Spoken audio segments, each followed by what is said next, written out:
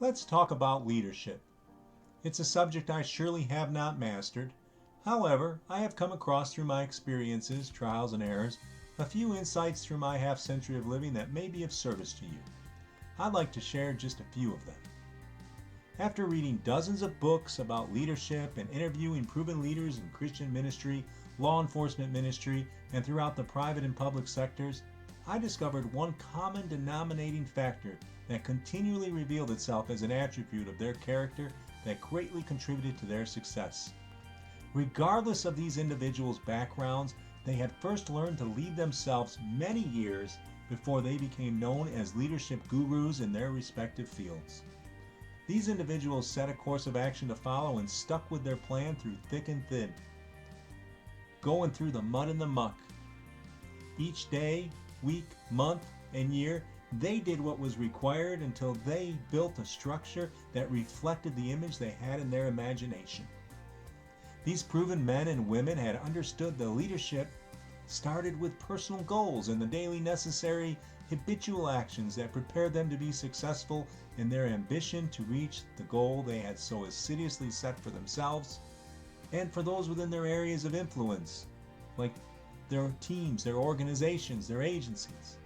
Their perseverance in placing each brick of life in the construction of their career assisted in framing the futuristic door of opportunity that they walked through. I recently had dinner with two very successful realtors, proven leaders in their field of expertise. Their sales year after year have amounted to the top 5% of those in the real estate profession for their geographical location. A breathtaking area encompassing miles of beachfront property on the coastlines of the Pacific Ocean.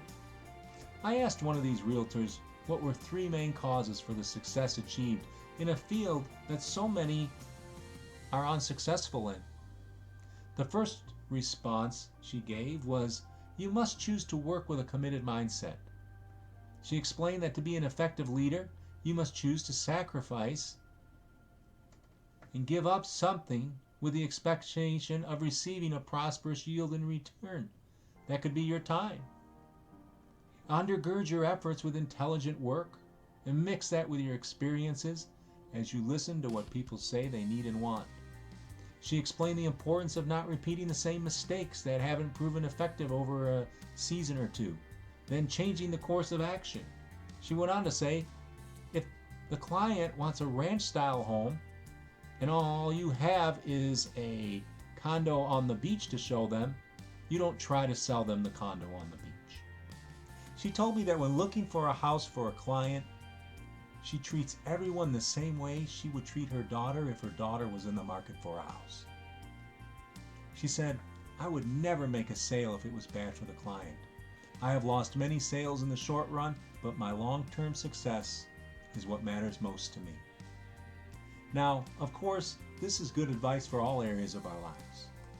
My probing paid off with the first two insights on success, but the third was most impacting to me as one who assiduously seeks for higher levels of spiritual truth. The leader in the real estate profession looked at me and said, "I treat my clients as if I was shopping for myself with my money." The realtor had been practicing the golden rule of treating others as she would like to be treated, and it had produced a harvest of unimaginable sales and respect in her career. In my leadership studies, I came across some information about the great General Patton. It said he had stated, "Every man is indispensable.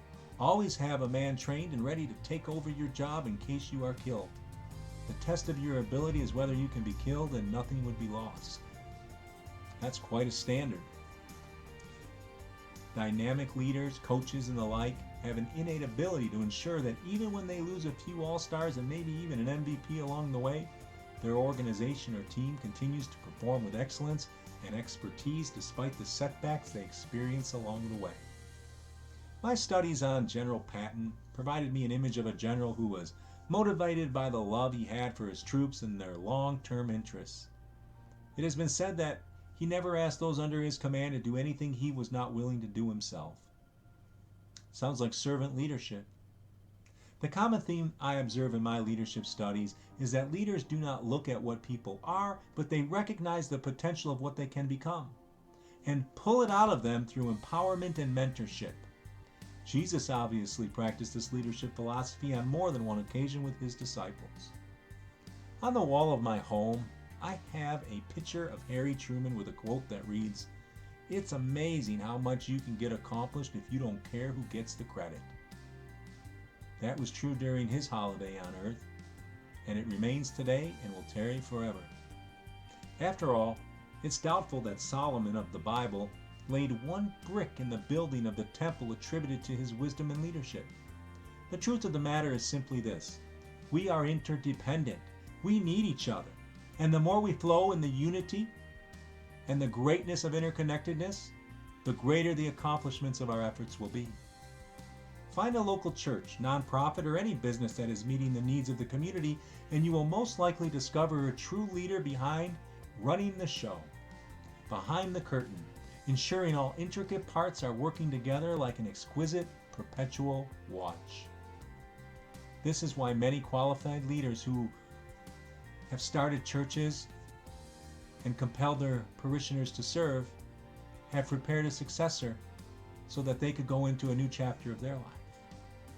These leaders in industry, religion, and throughout the public and private sectors understand, I believe, what Dwight D. Eisenhower meant when he said, leadership is the art of getting someone else to do something you want done because he wants to do it. Leadership is the art of getting someone else to do something you want done because he wants to do it.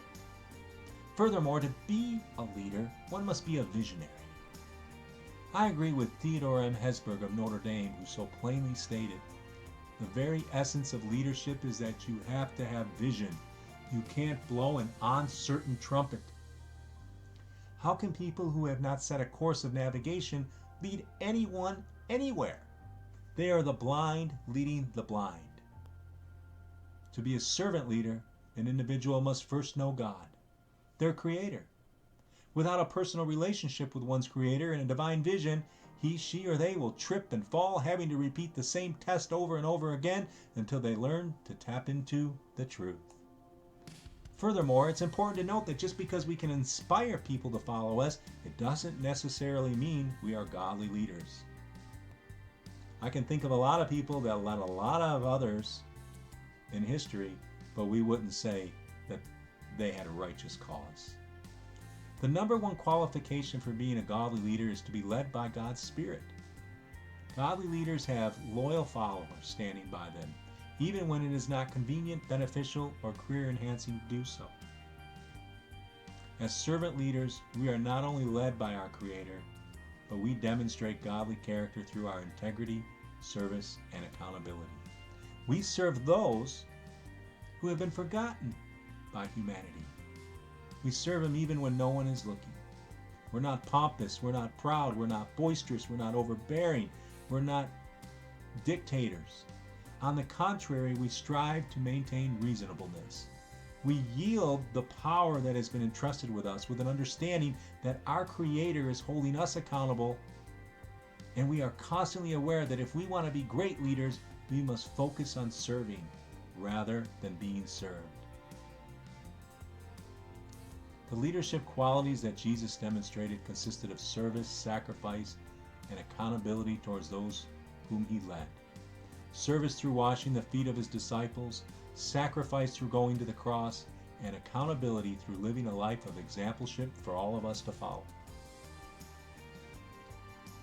We have only scratched the surface of this topic, and with a pure intention and a heart of service, I am confident we will continue to dive deep into the Mariana Trench of leadership. For sure, we will continue to be challenged to navigate the nuances of this topic. It will not be easy. Nothing ever worth doing is. But as we set our sails northward with a commitment to overcome all obstacles ahead, we will and must reach our promised land of effective influence.